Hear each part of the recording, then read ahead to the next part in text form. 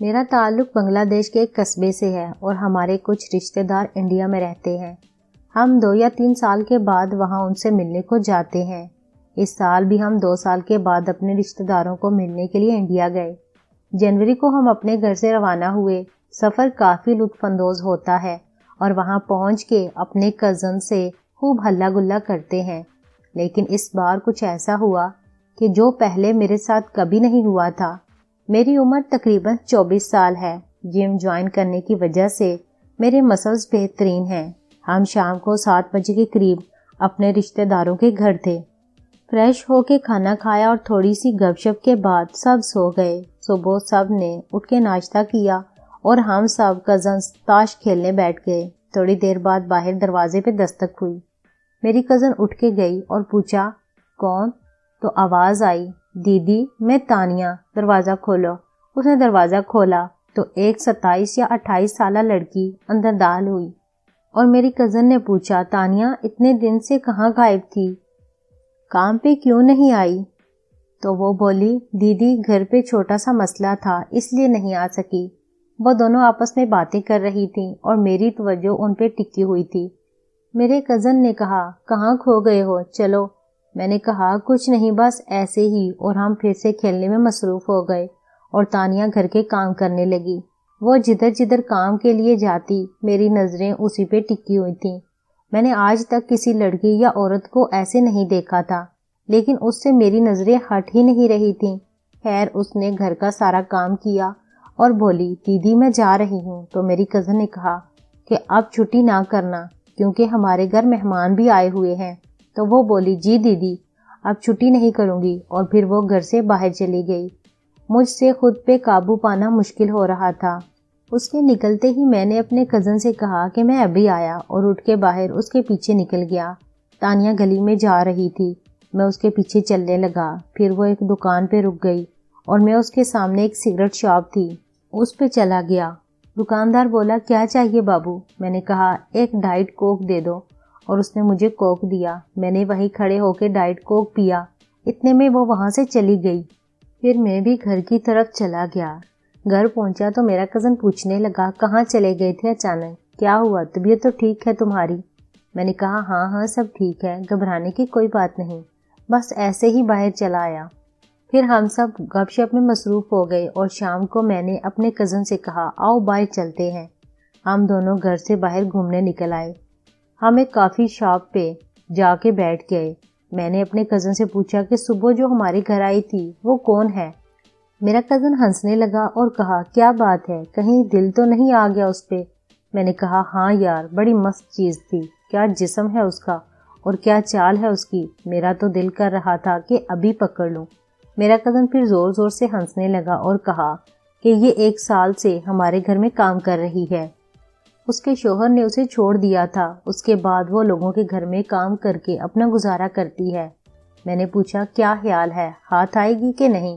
تو میرا کزن بولا کبھی ٹرائی نہیں کیا، تم کوشش کر کے دیکھ لو۔ پھر ہم کچھ دیر کے بعد گھر واپس آ گئے اور رات کا کھانا سب نے اکٹھے بیٹھ کے کھایا۔ پھر ہم مووی دیکھنے بیٹھ گئے اور مووی دیکھنے کے بعد ہم سب سو گئے۔ مجھے صبح کا بے صبری سے انتظار تھا۔ ساری رات میں اسی سوچ میں گم رہا کہ کیا ایٹم ہے یار، ایسے جسم والی لڑکی میں نے آج تک نہیں دیکھی، بہت مزہ آئے گا اگر یہ ہاتھ لگ جائے تو۔ خیر صبح ہوئی، سب نے اٹھ کے ناشتہ کیا تو پھر تھوڑی دیر بعد دروازے پہ دستک ہوئی۔ میں نے کہا میں دیکھتا ہوں۔ میں نے جا کے دروازہ کھولا اور تانیہ باہر کھڑی تھی۔ میں نے کہا اندر آ جاؤ، اور وہ اندر آ گئی اور کام کرنے لگ گئی۔ وہ جھاڑو لگانے کے لیے اسٹور روم میں گئی اور میں اٹھ کے اس کے پیچھے چلا گیا۔ وہ زمین پہ بیٹھ کے صفائی کر رہی تھی۔ اسے پتہ چل چکا تھا کہ میں اسے چھپ کے دیکھ رہا ہوں، لیکن اس نے مجھے اس کا احساس نہیں ہونے دیا اور کام کرتی رہی۔ میرا کزن یونیورسٹی گیا ہوا تھا۔ سارا کام ختم کرنے کے بعد وہ میری کزن سے کہنے لگی دیدی میری طبیعت کچھ ٹھیک نہیں، اگر کوئی مجھے گھر تک چھوڑ دیتا تو۔ میری کزن بولی بھیا تو یونیورسٹی چلے گئے ہیں، اب کون چھوڑ کے آئے تمہیں؟ تو وہ بولی چلے کوئی بات نہیں دیدی، میں خود ہی چلی جاتی ہوں۔ پھر میری کزن نے کہا ٹھہرو، اور مجھے آواز دی اور کہا ساحل کیا تم تانیہ کو اس کے گھر تک چھوڑاؤ گے؟ اس کی طبیعت ٹھیک نہیں۔ میں نے کہا ہاں کوئی بات نہیں، میں چھوڑ آتا ہوں۔ میری کزن نے کہا تم پاپا کی بائک لے جاؤ اور جلدی آ جانا چھوڑ کے۔ میں نے انکل کی بائک نکال لی، اس کے ساتھ بیٹھ کے چل پڑا۔ میں نے پوچھا تانیہ کدھر کو جانا ہے، اور وہ بولی جدھر کو تم اس دن کوک پینے گئے تھے اسی طرف، یعنی اسے سب پتا تھا۔ میں چلتا گیا، پھر ایک گلی کی طرف اس نے اشارہ کیا کہ اس طرف۔ میں اس گلی میں لے گیا اور اس نے کہا بس میرا گھر آ گیا، اور بولی اندر آ جائیں آپ بھی۔ میں نے کہا نہیں میں چلتا ہوں، گھر والے میرا انتظار کر رہے ہوں گے۔ تو وہ بولی آ جائیں، پانی پی کے چلے جانا۔ تو میں اس کے ساتھ اندر چلا گیا۔ گھر میں اور کوئی بھی نہیں تھا۔ میں نے پوچھا کیا تم اکیلی رہتی ہو؟ وہ بولی ہاں میں اکیلی رہتی ہوں۔ اس نے مجھے بیٹھنے کو کہا اور بولی میں بس 2 منٹ میں کپڑے بدل کے آئی، اور پھر وہ سامنے والے کمرے میں چلی گئی۔ اس کمرے کا دروازہ نہیں تھا، بس کپڑے کا پردہ لگا ہوا تھا۔ میں نے سوچا کہ اچھا موقع ہے تانیہ کو دیکھنے کا۔ میں آہستہ سے اٹھا اور پردے کے پاس چلا گیا۔ میں نے جب تھوڑا سا پردہ ہٹا کے دیکھا تو میرے ہوش اڑ گئے۔ تانیہ کپڑے تبدیل کر رہی تھی۔ میں یہ سب دیکھ کے خود کو سنبھال نہ پایا اور جلدی سے اندر چلا گیا۔ وہ مجھے اندر دیکھ کے بالکل بھی حیران نہ ہوئی، جیسے وہ چاہتی ہی یہی تھی۔ میں جلدی سے اس کے پاس گیا اور اس کو کمر سے پکڑ لیا۔ پھر میری اس کے ساتھ دوستی ہو گئی اور میں روز اس کے گھر جانے لگا۔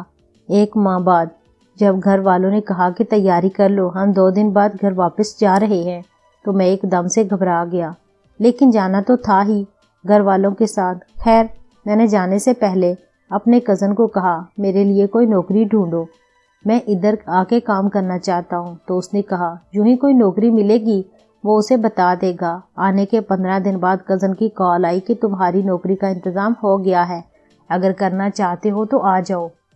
میں نے سب گھر والوں کو بھی اس کے لیے راضی کر لیا اور انڈیا جاب کرنے کا کہہ کر چلا گیا۔ اب میں ادھر کام بھی کر رہا ہوں اور تانیہ کے ساتھ زندگی کو انجوائے بھی کر رہا ہوں۔